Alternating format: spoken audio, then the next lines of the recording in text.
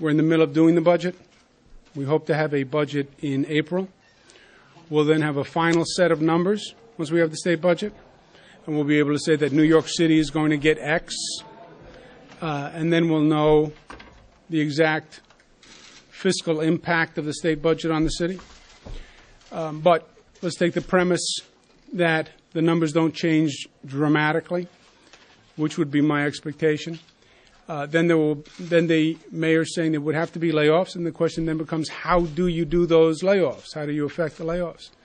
I think there is basic agreement that the seniority system alone is not the best way to do it, that it should be a merit-based system. I understand the emergency nature of the situation. I understand the timetable. And we're going to be doing everything we can to work with the mayor to make sure that the last thing to accomplish what the mayor wants to accomplish, which is to make sure that we have the best educators for our children in the city of New York. The system should be a merit-based system. Should seniority be part of the system?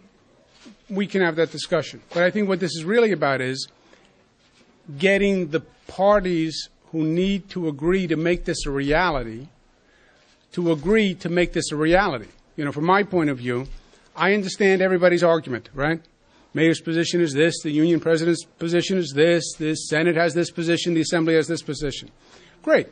Now we can have a chorus of divergent voices, or we can actually get something done. As governor, my role, I believe, is to actually try to get something done for the people of New York. The mayor says, based on the numbers, he has to do layoffs. As I said earlier, we won't really know what the numbers are finally until we have a state budget. You know, there's an anticipatory nature to all of this.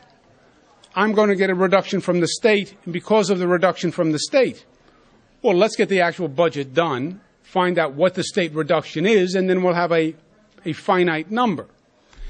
The mayor's point is, whatever the number is, I'm going to have to do layoffs.